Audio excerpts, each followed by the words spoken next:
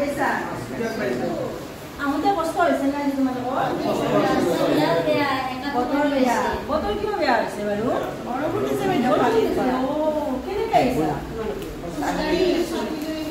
কালি বৰষুণ দি আছিলে আছিলে কালি সন্ধিয়া বৰষুণ দি আছিলে তেতিয়া গধূলি আহোঁতে এই অকণমান কিবা কিবি মাতিছিল নেকি বাৰু বৰষুণ দিওঁতে তোৰ কৈ কিবা এটাই মাতি আছিলে মাতিছিলে কিহে মাতিছিলে বাৰু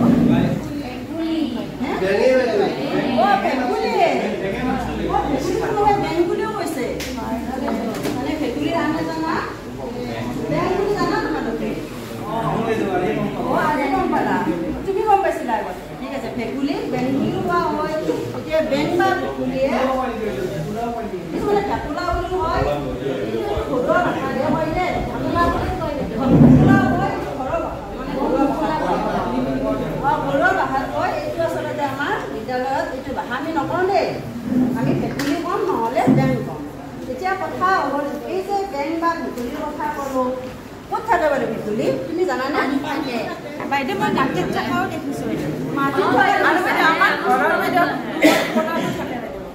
চুকত থাকে সেইটো ভেকুলী কি বুলি কয় জানানে চুক ভেকুলী বুলি কয় আমাৰ ঘৰত পুখুৰীত দেখা পাইছোঁ তোমালোকৰ পুখুৰীত আছে তেতিয়া পানী যদি পানী ভেকুলী থাকে পানীটো থাকে আৰু মাটিটো থাকিব পাৰে তাৰপিছত তোমালোকে আৰু এনে ভেকুলী দেখিছেনে আমি দেখা নাই নেকি বেলেগ ভেকুলী নাই আমি দেখিছোঁ দেখা পাইছিলোঁ আমাৰ ভেকুলীকে বিয়া পাতিছিল বিয়া পাতিছিলে মন্দিৰত বৰষুণ নোহোৱাৰ কাৰণে হয় হয় বৰষুণ নহ'লে ভেকুলীৰ বিয়া পতা হয় বৰ ভাল কৰা দেই ভেকুলীৰ বিয়া পাতিলে বৰষুণ হয় বুলি কোৱা হয় আচলতে ডাঙৰ হ'লে নহয় যে তোমালোকে গম পাবা কিন্তু আমাৰ বিশ্বাস আছে যা নহওঁ ভেকুলী আমাৰ গছৰ পাততো থাকে এবিধ ভেকুলী দেখিছা তোমালোকে নাই দেখা গছৰ পাতৰ ৰং কেনেকুৱা সেউজীয়া ভেকুলীৰ লগত মানে সেউজীয়া ৰঙৰ লগত মিলি থাকে সেইটো ক'লা পাতো দেখিছা এইটো মৰাৰ পিছত ক'লা হয় ঠিক আছে বাৰু আমি ইমানলৈ নাযাওঁ এই পাত মানে পাতত থকা এবিধ ভেকুলী আছে বেং আছে সেইটো কি বুলি কোৱা হয় পাত বেং বুলি কোৱা হয় এতিয়া এই পাত বেং এটাই এদিন বাৰিষা কালত কি কৰিছে জানানে সপোন দেখিছে সপোন আকৌ তোমালোকে দেখিছেনে নাই সপোন টোপনি দেখা নে সাৰ পাই থাকোঁতে দেখা সপোনবিলাক সপোন সঁচা হয়নে কিয় হয় ক'ব লাগে যাতে কি হ'ল বাঘু দেখিছা বাঘে তোমাৰ কি কৰিলে ফেদিছে লঘু পাইছে তাৰপিছত হেণ্ডশ্বেক কৰিছে ক'লে হেণ্ডশ্বেক নকৰিলে ঠিক আছে তুমি বহাচোন এই যে বাঘ দেখিলা সপোনত ৰাতিপুৱা কি দেখিলা হয় নেকি কথাটো সঁচা নেকি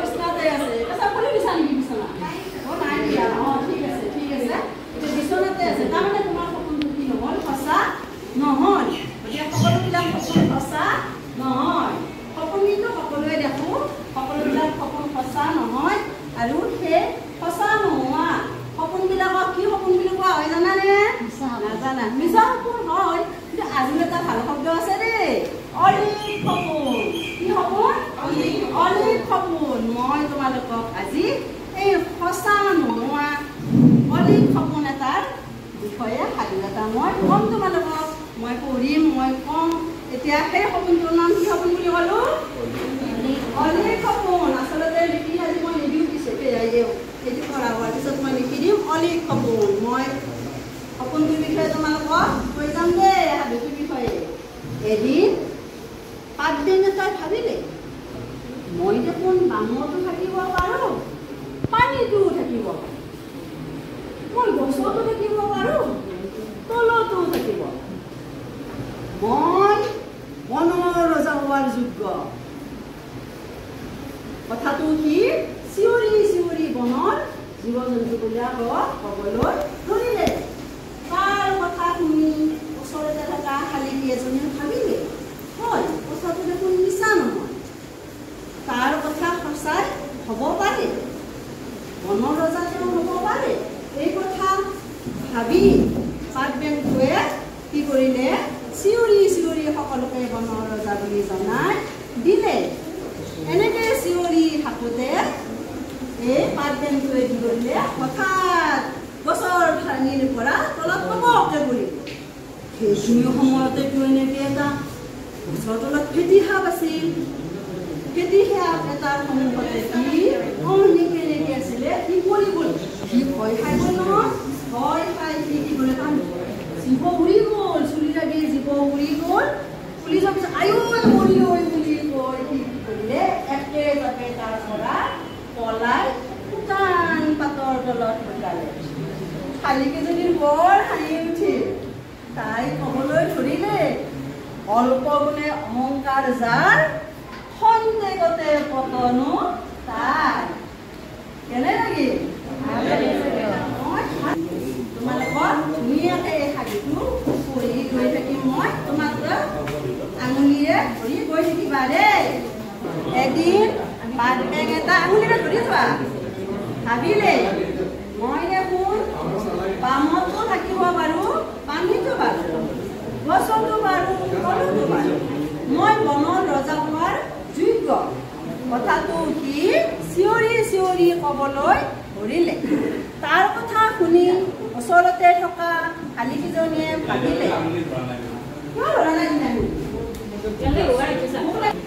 বেঙৰ তালু লাগে জীৱবোৰ, সি মৰিলৈ বুলি একেজাপে গৈ শুকান পাতৰ মাজত লুকাল। শালিকেইজনীৰ বৰ হাঁহি তাই ক'বলৈ ধৰিলে অল্প ধৰিছেনে নাই গুণে অহংকাৰ যাৰ খন্তেকতে আঙুলি ওলাই যোৱা পতনো তাৰ। মই এতিয়া তোমালোকক সাধুটো পঢ়ি দিলোঁ। তোমালোকে তিনিজনে এঠাইত থাকিবা, তোমালোকে তিনিজনে এঠাইত তেনেকৈ থাকিবা। সাধুটো পঢ়া কিনো কৰিবা দেই। তোমালোকৰ সাধুটো পঢ়া আৰু যদি কোনোবাই নোৱাৰে সাধুটোত তুমি সহায় কৰি দিবা। আৰু যদি তেওঁলোকে সাধুটো অলপ টান পায় তুমি অকণমান সহায় কৰি দিবা। ঠিক আছে? তোমালোকে পঢ়া দেই। তোমালোকক সুধিছোঁ, তুমি ক'বাচোন চিনি পাইছানে সাধুটোত থকা এই বৰ্ণটো?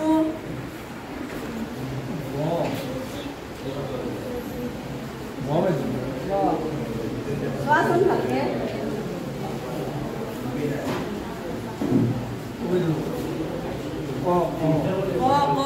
হয় হয়, তুমি প্ৰথমতে পৰা নাছিলা, তাৰপিছত কৈছা এইটো ক বৰ্ণ হয়। তোমাৰ কোনটো বৰ্ণ ভাল লাগিছে?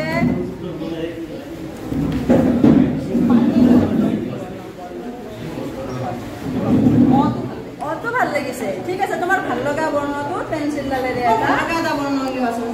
কোনটো বৰ্ণ ভাল লাগিছে মোক কৈ দিবা। এইটো এই বৰ্ণটো ভাল লাগে। এই বৰ্ণটোৰ নাম কি? এইটো পাৰিছে। তুমি ইয়াত ভাল লগা এটা শব্দবিলাক মই লিখাই আছোঁ, তোমাৰ ভাল লগা শব্দ এটা তুমি চিন দিয়াচোন। তুমি চিন দিছা, তুমি থিয় হোৱাচোন, তেওঁলোকক শুনিব লাগিব নহয়। এইটো কি শব্দ? ডাঙৰকৈ কোৱা।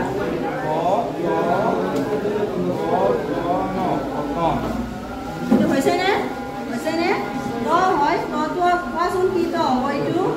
বেছ, বঢ়িয়া। দন্ত ন পতন। এইবাৰ তুমি মোক ক'বা দেই তোমাৰ ভাল লগা এটা বৰ্ণ কোৱা। বৰ্ণ কোৱা। বৰ্ণ জানিছানে কি? এইটো কি? বেছ, পাৰিছে। পাৰিছে। এতিয়া এই সপোন পাঠটোত থকা এটা শব্দ কোৱাচোন তুমি। কোৱা মানে চিন দিয়া আৰু ভাল লাগিলে কৈ দিবা দেই। আৰু ডাঙৰকৈ কোৱা, তুমি পাৰিছা নহয়? বেছ, পাৰিছে। ধুনীয়াকৈ পাৰিছে। মই শব্দটো মোৰ ভাল লাগিছে। তুমি এটা ভাল লগা বাক্য কোৱাচোন। ইয়াত এটা বাক্য কোৱাচোন।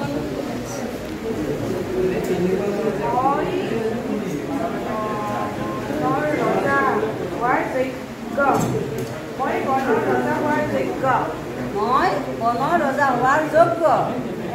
ধুনীয়াকৈ বাক্যটো পঢ়িছে তুমি যে ভাল পোৱা শব্দটো কৈছিল বৰ্ণটো কৈছিলা বৰ্ণটো তুমি লিখিবলৈ চেষ্টা কৰিবা তুমি শব্দটো লিখাচোন কোনটো ভাল পোৱা শব্দ আছে মনত আছে নে নাই আছে তুমি শব্দটো লিখাচোন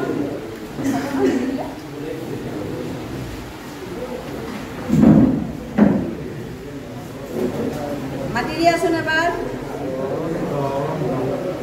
ধুনীয়া পতন তুমি ভাল পোৱা বাক্যটো লিখিব পাৰিছা নহয় লিখিলা ঠিক আছে হৈছে হৈছে হৈছে